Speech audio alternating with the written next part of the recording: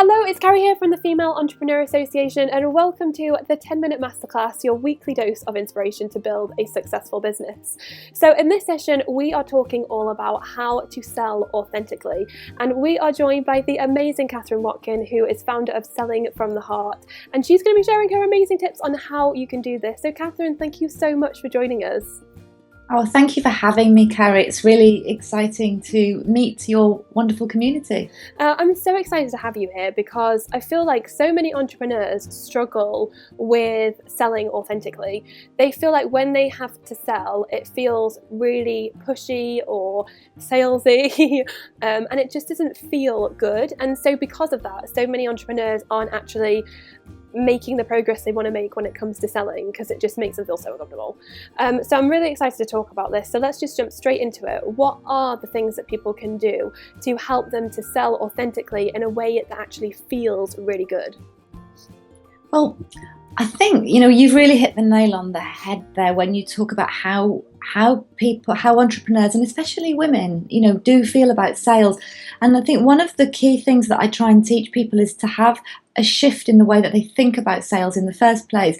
Because what happens is people see the traditional pushy style of sales, and they start to think they have to do that. So maybe they hear about sales and they learn that they need to learn closing techniques, and they learn that they need to know about objection handling techniques, and it's almost like they think they have to be different from who they are. And it's I gave a talk yesterday, and a lady came up to me at the end and she said, I realized while you were talking that when I'm with my clients and I'm delivering my service, I'm really open and warm and supportive, and when I'm in the sales conversation, I'm really contracted and I'm just thinking about myself and what I'm doing. And I think if somebody can come to see that actually you really truly can be authentic in sales, and throw away a lot of the old myths about sales. It's not about pursuing the client. It's not about using certain questioning techniques to manipulate somebody into saying yes. It's much more about, one of the key things, for example, is about really understanding your value and learning how to communicate your value really clearly so that the potential client just really gets you, and they really get that you are the answer to whatever the problem or issue they've got is. And I think that a lot of business owners don't learn how to do that properly, and then they end up trying so hard to convince people that they're talking at them. And if you can take somebody through a sort of focused conversation where you really listen to them, you really take the time to tap into them and understand what they really need, and come at things from the position of putting what's best for the client first. And it's true you'd think sales, but isn't sales about getting the sale, closing the sale? I don't think it is. I don't agree with the concept of closing the sale. I think it's actually inherently arrogant. It's the idea, I've decided that you're going to buy from me because it suits my agenda, whether you like it or not. And I believe that if you put what's best for the client first, what's right for your business will follow. However, sometimes for you to do what's best for the client, you have to do the work first in really understanding the value you bring, connecting deeply with your own sense of value, and learning how to communicate that. Because, for example, if you don't learn how to connect with your own value, then you're selling something you don't believe in. And if you're selling something you don't believe in, then you're no better than a salesperson who's out of integrity, and that's why it feels awkward. So getting this sense of your value and learning how to communicate that is really important. For me as well, I think there's a lot about the where you're coming from in these conversations. So, I talk about this as being about expansion versus contraction. I think that a lot of female business owners, when they're working with their clients, they're very expanded. They're open and they're there and they're holding the space for their client, and they allow magic to happen. But when they're in their sales conversation, they're very contracted, they're fearful, they're worried about what the client might think of them. And I would encourage anybody to tap into a place of coming to your business from a place of trust and faith, and trusting that if you learn to have sales conversations and learn to do it authentically, the right clients will say yes to you, the wrong ones won't, but your business will still work. And I think it's when people come to the conversation and they're really scared, it's like, they have to say yes to me today because if I don't get this client, I won't be able to pay the bills this month. Or if this client says no to me, it means I'm a bad person, I'm rejected, and I won't be able to speak to anybody else. It's like, no, the truth is not everyone will say yes to you. And not even all of your perfect clients will say yes to you. But if you know how to sell and you know how to do it authentically, enough clients will say yes for your business to work, and you'll be in integrity because you won't have to worry about trying to persuade people to work with you when it's not really right for them. Yeah. And a big, another sort of big piece for me around this is around the structure. So I would, I can talk about the expansion and contraction and share tips about how to get yourself into that space of expansion ready for your conversations. But ultimately, if you have a structure to follow, it's what really gives the power to that conversation. I don't know if you hear this a lot, but I know I do from people who work with me. They'll be, oh, I had a conversation with a client the other day. I think they're going to go ahead. Oh, well, what happened? Oh, we went for coffee. People just go for coffee and they have a great conversation and they think they've hit it off and they think they're going to work with them and they never hear from them again.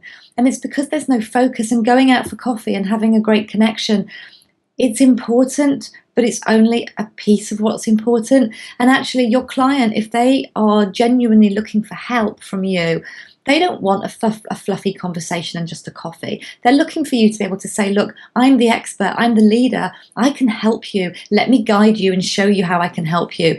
And so having a structure that you can guide a client through step by step helps make sure that you cover all the right things in the right order. You listen to them, you get to understand them, you get to understand the things that are most troubling them, what they really want instead, how they'd like you to help them, what their worries or concerns might be about working with you. And when you've done that, it's really easy for you then to present what you do in a way that's really clear to them. You can learn how to communicate what you do in a way that they just go, oh my gosh, yes. And it's an internal feeling. And it happens before you ask them if they're ready to go ahead. And what I believe is that if you have to use closing techniques on somebody, you haven't done the sales conversation properly, because they should be having this sort of internal feeling, almost like a little tug on their heart that happens even before you ask them, because they're thinking, yeah, you get me, and I know you can help me, and I want to go ahead and do this. So I have a few questions. Would you be able to expand more on, like, I suppose you talked about value, you've talked about maybe tuning in more with yourself and coming from that place, that a better, like a deeper place, and then obviously structure. But what can someone do to figure out what their value really is? Because I think that's something that's quite hard to do. And likewise, have you got any tips for how people can tune in more and make sure it's coming from the right place? And then any tips on how people can actually start to structure that conversation so that it feels more authentic? Okay, yeah. With the value piece, it depends on where somebody is at in business. So if they're starting out, sometimes there's a lot of pressure to niche and find a niche. And sometimes if you try and force someone to do that too soon, it can be counterproductive. So when somebody's starting out, I encourage them to really try and tap into who is their ideal client and who do they feel most drawn to want to help and work with, and start to craft a message from that they can use in their sales conversations. But whether someone's just starting out, or even if they've been in business for 10 years, there's a value they bring to their clients that sometimes they find it difficult to see themselves. And so within the programs that I teach, I have a sort of a process that I take people through that has them, it's a series of questions that has people really tap into sort of where is the client before you start work with them? What's the difference you make? What would the cost be to that client if you hadn't worked with them? What are the other things that have happened in their life as a result of your work? So, for example, if you help somebody to lose weight, they become more confident, they might start going out more, they meet their partner, they have a baby, they move in, their life. Often we all do work, very many of us do work which is quite specialist, but it has a huge knock-on effect on other areas of people's lives. And so the business owner doesn't always fully tap into this, but when they do, there's usually this light bulb moment that goes, aha, wow, not only do I get it now, but I'm actually not charging enough either. And another thing that I recommend in relation to that is to collect success stories and testimonials, not so much for marketing purposes, even though they're valuable for that, but for your own sense of confidence. So if you've got a success notebook that lists all the people you've helped and the difference you made, and you collect as many testimonials as you can, that's what does wonders for your confidence. You're about to go into a sales conversation, you can reread back over those and just really tap in on a very deep level again with, wow, I really do make a difference here. And people really should be paying me for this because it's so transformative. Yeah, definitely. I love those. So that's with the value piece. And then with the structure, I teach a structure called the 7 Steps to Yes, and it's a 7-step structure to guide people through. And I make it available. For free. It's the way that I have for people to get to know me and my approach. The first time they come across me, so I can let your community know how they can go and download that if they'd like to go and get that and start following a structure. We can definitely leave the link to that because I guess that's probably something that takes a little bit more going into. So yeah. I'll definitely leave the link for that on the blog below. But thank you so much for coming along and sharing your tips with us. I think that this is such an important topic because obviously as business owners we all have to sell, but sometimes it feels so uncomfortable. And I think the more we can do and the more tips we can pick up that feel right for us, that help us to make sales in a more authentic way that feels good, the more we can thrive and rise up and shine in business. So thank you so much for coming to share them with us.